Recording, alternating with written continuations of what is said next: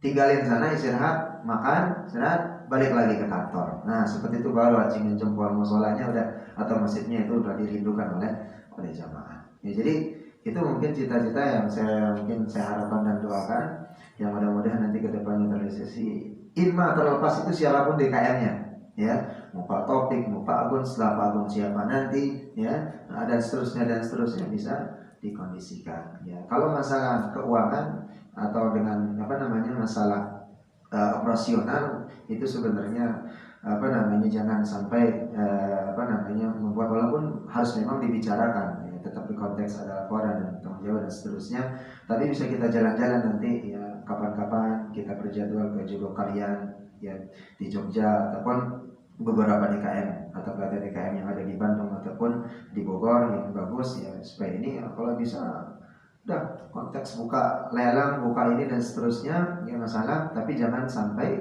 ya mohon maaf ya kita juga minta-minta gitu supaya ada marwahnya DKM ya. Kalau memang bisa konteksnya kalau di Jogokarian begitu ya, yang ketua DKM-nya memang harus yang kaya ya, supaya nggak ada tembus proposal minta-minta, karena marwah izahnya Ustadz Kiainya nanti jadi turun gitu ya. Tapi ternyata nolin semua, kasnya nolin, datang lagi nolin lagi ya, jadi ya kedepannya mudah-mudahan menjadi hal yang baik lah. Karena dulu seingat saya pembicaraan Pak Taufik dengan Pak Agun atau beberapa orang-orang yang dulu di sini, saya masih ingat, tapi sekarang sudah beda pengalihan pemanfaatnya, saya nggak tahu ceritanya. Yang di samping di depan masjid kita yang hijau itu kan ada lahan, yang lahan ruko itu kan sebenarnya dulu mempelopori juga kalau nggak salah, saya di sini juga gitu kan, awal itu ini untuk bisa jadi basic usaha daripada musola ini atau majelis atau kajian kita yang ada di sini untuk bisa membiayai dan seterusnya, karena memang perlu musola masjid itu punya bisnis ya. Ya, seperti Jogokarian itu anak mudanya dibiayain jualan ini masih tidak memberikan manfaat, tapi memberikan kemanfaatan bagi orang lain, dan itu dikelola terus dan seterusnya. Tidak hanya musola masjid itu hanya mengharapkan proposal, sedikit-sedikit proposal saja. Nah makanya di sini pentingnya. Saya teringat di Al-Falah juga. Ini tidak membandingkan supaya penyemangat saja. Begitu juga dengan Al-Ghani. Al-Ghani itu baru kemarin-kemarin Pak. Ya, karena kajiannya seperti kita ini awal sudah mulai jamaahnya paham. Oh ternyata ngajinya jalan, fikih jalan, ada tafsirnya, ada sirahnya, ada ini kisah para sahabat bagaimana mengorbankan hartanya, kisah para sahabat memperjuangkan Islam ini. Setelah jamaah mulai sudah terikat dengan masjid ya.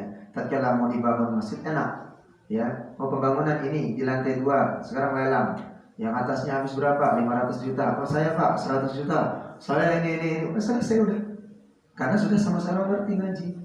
Tapi kalau pengajian gak jalan susah kita. Nah, nanti mohon maaf terjadinya malah ngomong di luar ini gitu ya. Jadi tidak selesai gitu ya konteksnya. Jadi insya Allah mudah-mudahan ini lebih baik, karena saya yakin posisi kita sangat strategis, apalagi nantinya untuk rumah Quran ataupun nanti kedepannya untuk anak-anak kita menghafal ya, tidak terganggu bising kendaraan dan seterusnya. Ya tinggal bapak-bapak sekarang, pertanyaan terbesarnya, bapak sekarang ada kepala 4, akan lebih mau ngapain lagi? Itu ya pertanyaannya. Kita nggak tahu keluar dari masjid musola ini akan mati, meninggal, dipanggil Allah, atau sebulan depan, tahun depan, akan depan. Yang kita harapkan adalah bagaimana nanti, mohon maaf, seandainya bisa terrealisasi besok foto kita terpampang di sana.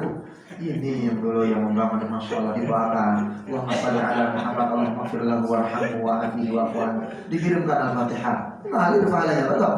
Itu yang diharapkan. Oh ternyata yang bangun ini dan seterusnya. Karena itu harapan sudah.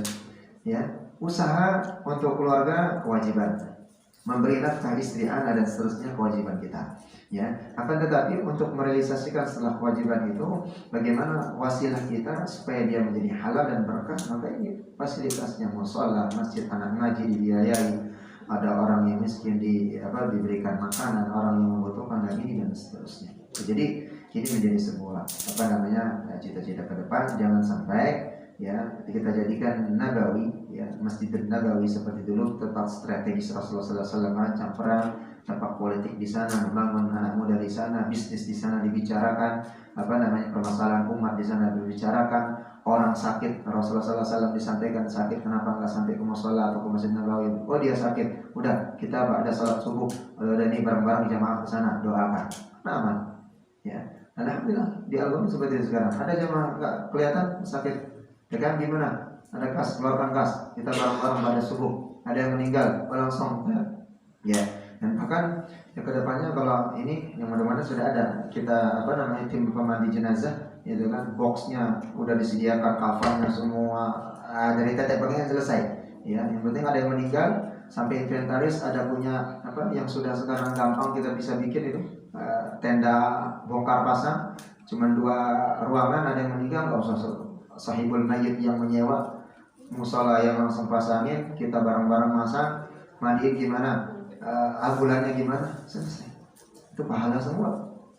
Ya, kata Rasulullah mengatakan kewajiban kita orang meninggal selesai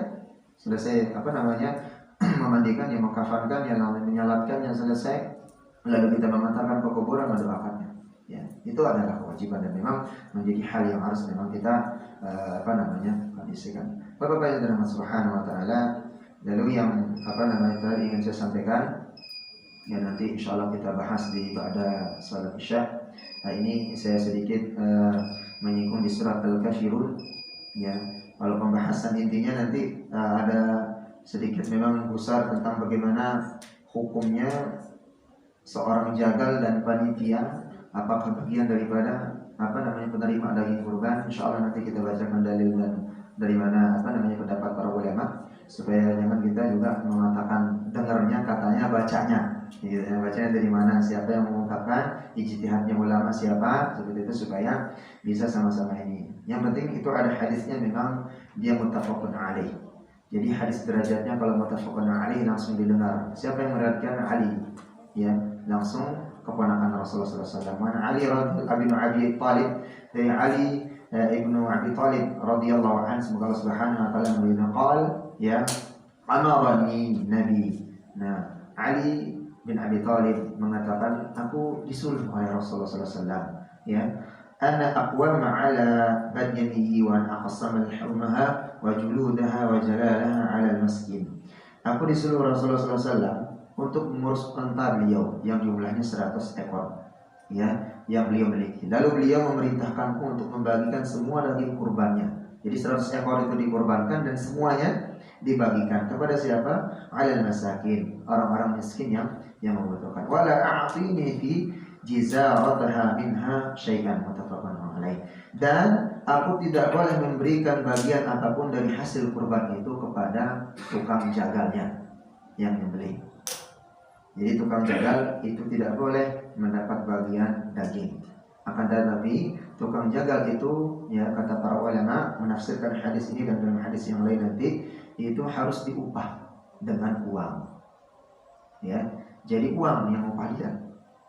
Ya, jadi uang utuh. Nah, seandainya misalnya tukang jagal, nanti ada pendapat para ulama dan fatwa Syekh Fauzan Mufti Arab Saudi, itu seandainya memberi tukang jagal karena kondisi tukang jagalnya miskin atau membutuhkan, maka tidak mengapa, dia menjadi hadiah. Ya, lalu bagaimana dengan panitia ngejagal? Imam masjid ngejagal, dapat nggak? Nah, insyaallah pada Isya nanti kita bahas mana dalilnya seperti apa, dan panitia boleh nggak dapat, gitu ya, aman. Siapa? Karena nanti harus diambil dulu urutannya. Siapakah secara syariat, ya, secara syar'i dan sesuai ketentuan fikih yang berhak menerima daging kurban? Ada 3, ya. Insyaallah nanti pada Isya kita bahas. Mudah-mudahan Allah Subhanahu wa taala memberikan taufik dan hidayah kepada kita. Kita tutup dulu dengan doa kafaratul majlis. Subhanakallahumma wa bihamdika asyhadu an la ilaha illa anta astaghfiruka wa atubu ilaik. Assalamualaikum warahmatullahi wabarakatuh.